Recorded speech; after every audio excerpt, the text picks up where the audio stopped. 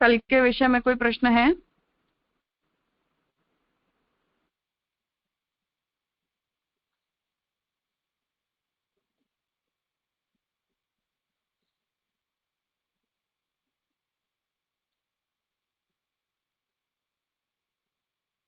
ठीक है,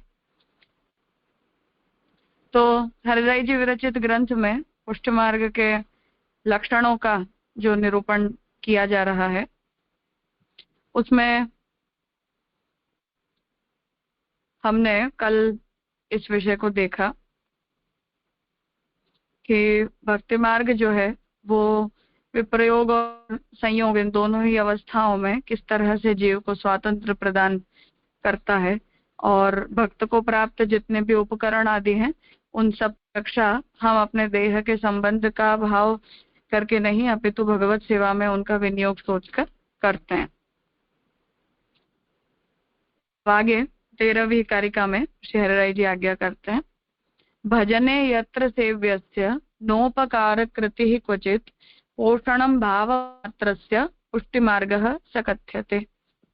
जिस मार्ग में सेव्य श्री कृष्ण की सेवा में उपकार की अपेक्षा नहीं रखी जाती, परंतु श्री हरि ही सेवक के हृदय स्थित भाव की वृद्धि करते हैं, वह पुष्टि भक्ति मार्ग कहलाता है। सेवा करते समय मैं प्रभु का इतना करता हूँ, ऐसी बुद्धि किंचित भी जिस मार्ग में नहीं है, प्रत्युत प्रभु मेरे भाव को निभा रहे हैं, ऐसी ही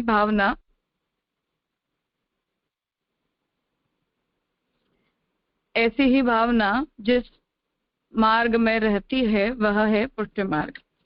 मर्यादा मार्ग में मैं देव का इतना करता हूँ और मैंने देव का जो इतना किया उसका बदला वे देव मुझे देते हैं, इस प्रकार की भावना होती है। पुष्टि मार्ग में इस प्रकार की भावना किंचित भी नहीं होती। अपने हृदय में स्थित भाव को बढ़ाने का यदि कुछ एक साधन हो तो वह सेवा है। यों समझकर उस सेवा का स्वीकार करने वाले प्रभु कृपा कर मेरे भाव को पुष्ट कर रहे हैं, इस प्रकार का भाव जहाँ रहे वह है पुष्टि मार्ग। तो यहाँ हरिराय जी आज्ञा कर रहे हैं कि क्योंकि पुष्टि मार्ग में सेवा हमारे लिए किसी प्रकार के फल को प्राप्त करने का साधन नहीं है, इसलिए हमने इतना साधन किया या हमने इतना कर्म किया, इसलिए हमें इतना फल प्राप्त होना चाहिए, या इस साधन के बदले हमें इस प्रकार का सेवा का फल प्राप्त होना चाहिए, ऐसी कोई अपेक्षा पुष्टि मार्ग में हम नहीं रखते, क्योंकि सेवा हमारे लिए किसी फल को प्राप्त करने का साधन नहीं है। तो बिना किसी अपेक्षा के निरपेक्ष भाव से हम भगवत सेवा करते हैं, और हमारे हृदय में उत्पन्न होने वाले भावों को भगवान ही उजागर कर रहे हैं, भगवान ही हमारे अंदर उन भावों को प्रवृत्त कर रहे हैं, और हमारी जो सेवा है उसका अंगीकार भी भगवान अपनी निज इच्छा से ही कर रहे हैं।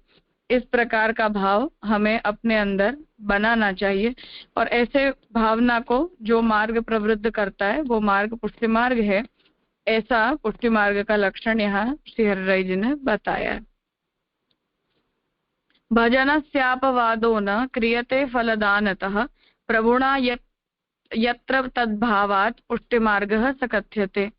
जिस मार्ग में प्रभु भजन का फल देते हैं, अतः भजन का निषेध नहीं करते, क्योंकि भक्त का हरि में दृढ़ स्नेह होता है, वह पुष्टि मार्ग कहलाता है।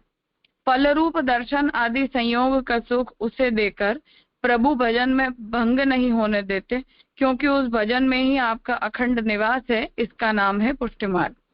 84-252 को प्रभु सानुभाव थे और हमें प्रभु सानुभावता क्यों नहीं जताते, इस प्रकार का प्रश्न करने वाले को श्री हरिराय जी ने यह सुंदर उत्तर दिया है। भगवान भाव स्वरूप है, सेवा करते समय हृदय में स्थित भाव यह भगवान का स्वरूप है। संयोग सुखानुभव में यह भाव स्वरूप किंचित तिरोहित होता है, इसीलिए प्रभु संयोग आदि सुख का दान नहीं करते। तो पुनः विप्रयोग को ही फल बताते हुए यहाँ श्री हरिराय जी आज्ञा कर रहे हैं, और संन्यास निर्णय में हम देखें तो वहां से हमें महाप्रभु के वचनों में भी ये प्राप्त होता है कि जब भगवान के विप्रयोग का जो अनुभव है वो जीव अत्यधिक मात्रा में करता है, उस समय उसके भाव को ध्यान में लेते हुए भगवान उसके हृदय में प्रकट होकर और उसके भाव में किसी प्रकार का विघ्न उत्पन्न नहीं करते। तो वो भाव जब तक पूर्णतः परिपक्व नहीं हो जाता तब तक भगवान उसके हृदय में आविर्भूत होकर और उसके विरहानुभूति की जो भावना है उसे खंडित नहीं करते हैं। तो ये बात यहाँ श्री हरिराय जी समझाना चाह रहे हैं कि भक्त है उसके हृदय में जो कोई भी प्रकार की भावनाएं होती हैं वो सब भावनाएं भगवान उन्हें पोषित करते हैं।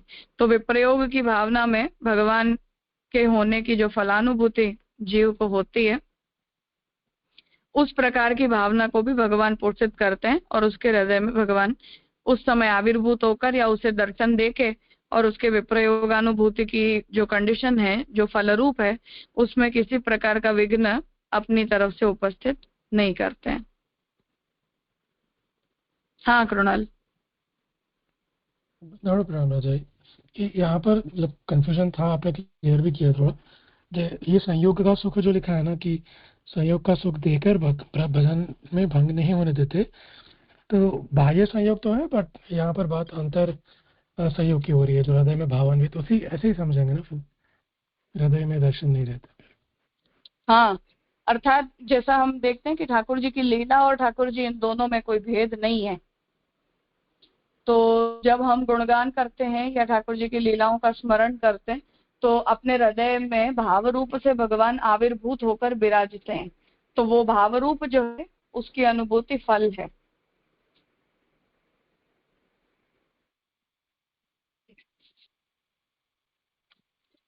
जी राजा, मतलब हमें वो जो भाव रूप विराजते हैं प्रभु उसका दर्शन नहीं होता, वैसी बात कर रहे हैं ना कुछ। हाँ, वो मतलब बाह्य रूप से हमें दिखाई नहीं देता है, केवल अंतरानुभव होता है। अच्छा अच्छा, वैसे जी जी राजा। हाँ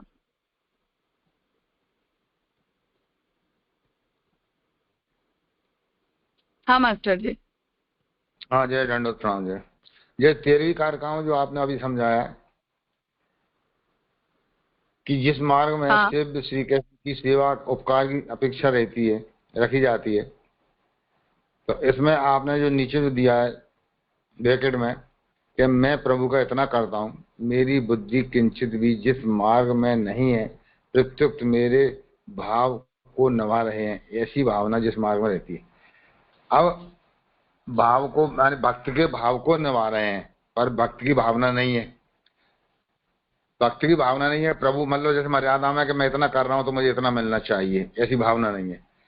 फिर भगवान भक्त के भाव को निभा रहे हैं ऊपर पुष्टि मार्ग में, यानी भाव उसके मन में कुछ तो है, जब तो उनको भाव बोल रहे हैं अपन। नीचे मर्यादा में कोई भावना नहीं है, माने भगवान मर्यादा में भावना है कि मैं इतना कर रहा हूं तब मुझे इतना होना चाहिए, और ऊपर कह रहे हैं भावना नहीं है फिर भी भगवान भाव को निभाते हैं, यानी नहीं है फिर भी निभा रहे हैं। तो वो कौन सी एक ऐसी गूढ़ बात है कि हमारी भावना नहीं है बिल्कुल ही भक्ति की पुष्टि मार्ग में, फिर भी भगवान उसको निभा रहे हैं, ऐसी कौन सी गूढ़ बात है, वो प्रकट नहीं हो पा रही है, ये समझ में नहीं आई है। और दूसरा इसके बाद जो है वो उसका अर्थ ये है फिर कि हमें प्रभु के प्रति जितना स्नेह होना चाहिए या जितनी उत्तम भावना हमें ठाकुर जी के लिए होनी चाहिए उतनी भावना हमारे अंदर नहीं है। अर्थात प्रभु के योग्य भावनाएं हमारे अंदर नहीं है, परंतु फिर भी प्रभु हमारी जो भी त्रुटियां हैं हमारे भाव में, जैसे लोक वेद में हमारा चित्त लगा हुआ है तो ठाकुर जी में एक निष्ठ नहीं होता है, तो उस प्रकार की हमारे अंदर जो भी कमियां हैं उन सबको भी ठाकुर जी नजरअंदाज करके और जितना भी थोड़ा बहुत भाव हमारे अंदर है उस प्रकार के भाव को ठाकुर जी निभाते हैं, ऐसा अर्थ है। मैं इसको अभी लौकिक की तरफ ले आ रहा था, गड़बड़ हो रही थी। अब हो गया जरा क्लियर। अगला जगह वो उपाध्याय जी कल बात नहीं हो पाई थी, राम प्रकाश उपाध्याय जी जरा ऊपर हाथ करें, उपाध्याय जी आप ऊपर हाथ करें और उनका अनम्यूट कर दीजिए। हाँ करती हूँ। हाँ कहिए। हाँ जरा धन्यवाद प्रणाम। आवाज आ रही है जरा? हाँ हाँ हाँ आ रही है, कहिए। जरा एक तो ये प्रश्न है तो ऋषि पंचमी और द्वितीय सर्वोत्सव ये अभी भी निकला है, तो ये अपने मार्ग में तो है नहीं। ऋषि पंचमी और द्वितीय सर्वोत्सव, ये द्वितीय सर्वोत्सव क्या है? वो तो हाँ हाँ उसका मतलब है कि नाथद्वारा में दोनों ठाकुर जी साथ में विराज के और जो मनोरथ किया था उसकी बात है। वो तो जिस घर का वो क्रम है उन्हीं के वहां वो उत्सव मनाया जाता है, सर्वत्र नहीं है। ठीक है जी तो हाँ। दूसरा ये जयराज सहज प्रीत गोपाल भाव है, तो ये सहजता कैसे ठाकुर जी की सेवा में भाव में आवे, कैसे सहज प्रीति हो, ये थोड़ा। सहज प्रीति का अर्थ ये है कि जहां हमें अपने भावों को उद्बोधित करने के लिए किसी बहाने की या किसी प्रेरणा की आवश्यकता न पड़े, अर्थात वो प्रेम हमारे हृदय में सहजता से प्रभु के लिए प्रकट हो, किसी को कहना ना पड़े, किसी को सिखाना ना पड़े, हमें कहीं से प्रेरणा प्राप्त ना करनी पड़े। उस प्रकार का जो स्वाभाविक प्रेम हृदय में प्रकट होता है वो सहज भाव कहा जाता है। जी पूछनी थी जरा। हाँ। धन्यवाद।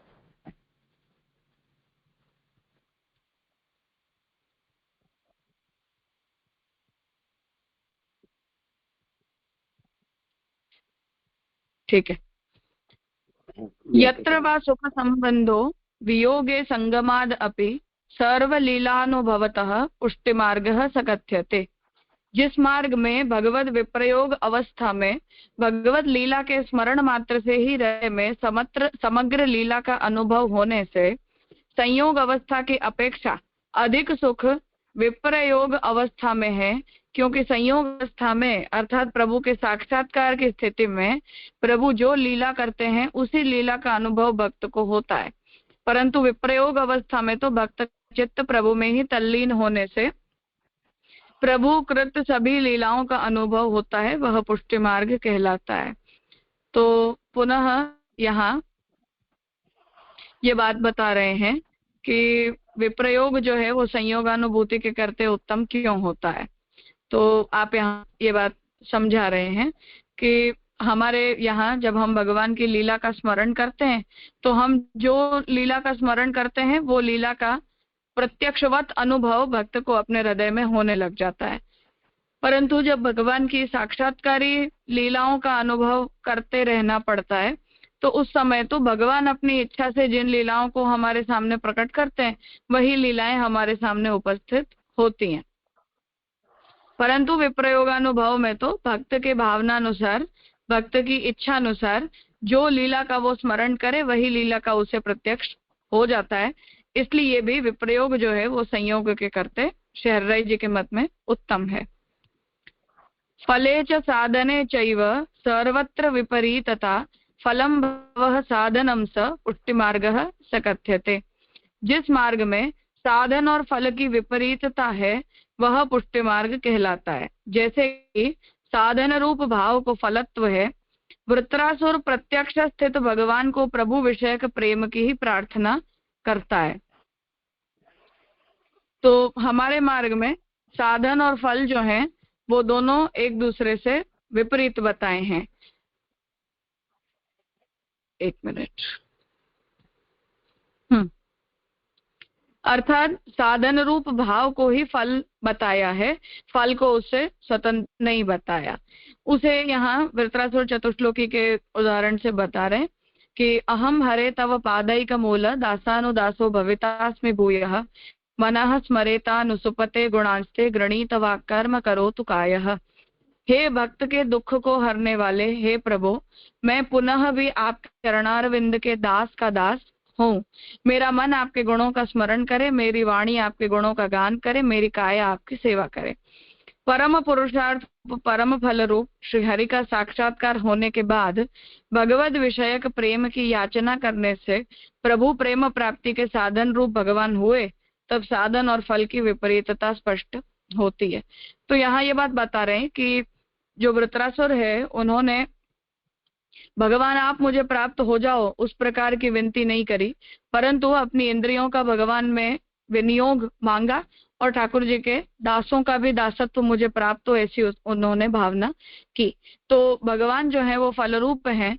ऐसे भगवान का जब साक्षात्कार हुआ तो भगवत विषयक प्रेम की याचना करने से उन्होंने प्रभु प्रेम प्राप्ति के साधन रूप भगवान को मांगा कि मुझे आप नहीं चाहिए, परंतु आपके प्रेम को आपके प्रति अपने प्रेम को प्रकट करने के जो साधन होते हैं वो साधन मुझे फल के रूप में चाहिए। अर्थात सामान्यतः इंद्रियों के द्वारा की जाने वाली जो क्रियाएं होती हैं उन क्रियाओं को सामान्यतया साधन रूप मानकर मर्यादा मार्ग आदि में उसकी निंदा की जाती है, अर्थात उसकी उत्तमता का विचार नहीं किया जाता। परंतु वृत्रासुर की मांग से हमें ये देखने मिलता है कि उन्होंने ये नहीं कहा कि मुझे वैकुंठ दिलवा दो, उन्होंने ये नहीं कहा कि आप मेरे हो जाओ, परंतु जिन साधनों को फल प्राप्ति के साधन के रूप में बताए जाते हैं उन साधनों की याचना फल के रूप में वृत्रासुर ने की है। इसलिए साधन और फल की यहाँ विपरीतता है, अर्थात सामान्यतया लोग जिसे साधन समझते हैं उसे हम फल कहते हैं, और जिस प्रकार के मोक्ष को, सायुज्य आदि प्रकार के मोक्ष को सामान्यतया फल रूप बताए जाते हैं उनकी तो हमें अपेक्षा ही नहीं होती। अर्थात भक्त जो है वो उन प्रकार की मुक्ति आदि की प्राप्ति को तो निंदित गिनता है कि ऐसी निष्क्रियता हमारे अंदर आ जाए कि सेवा करने योग्य हम न रह जाएं। उस दृष्टि से सामान्यतया साधन और फल की व्यवस्था को यदि हम उनकी तुलना करते हैं तो पुष्टि मार्ग में साधन और फल की व्यवस्था से विपरीत व्यवस्था है, ऐसा मार्ग पुष्टि मार्ग है, ऐसा लक्षण यहाँ हरिराय जी बता रहे हैं। हाँ हितेन भाई। हाँ धन्यवाद राजा।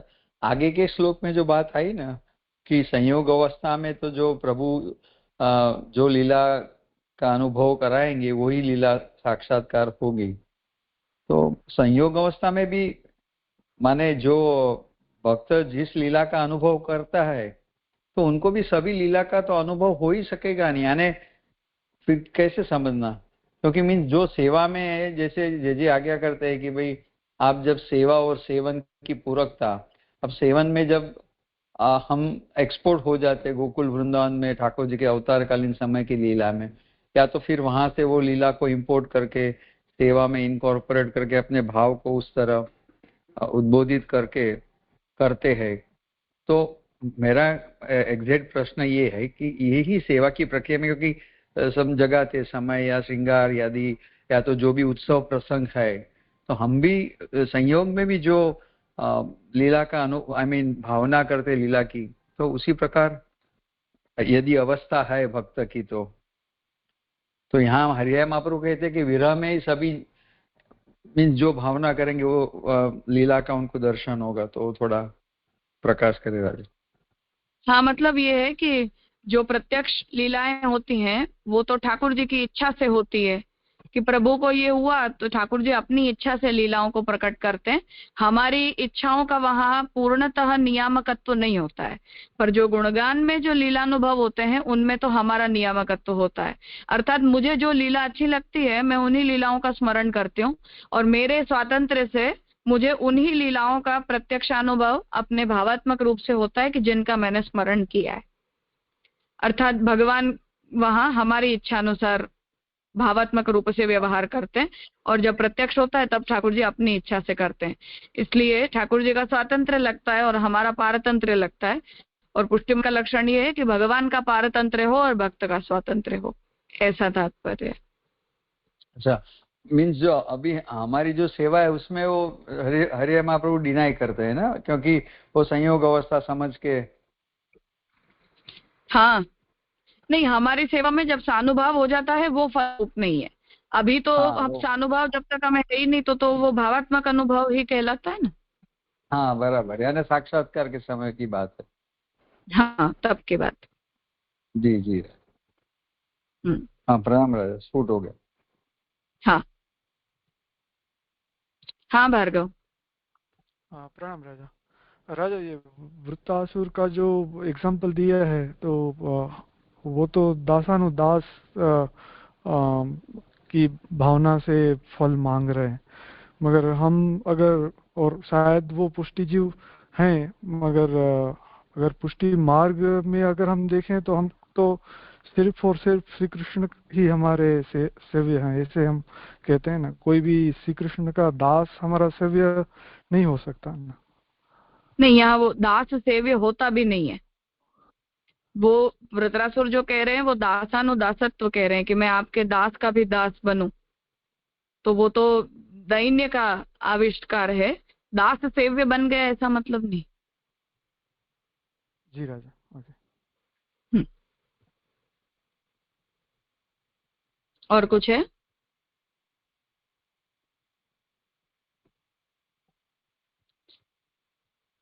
ठीक है, तो आज का विषय यहाँ रखते हैं, आगे सोमवार से आगे का क्रम करेंगे।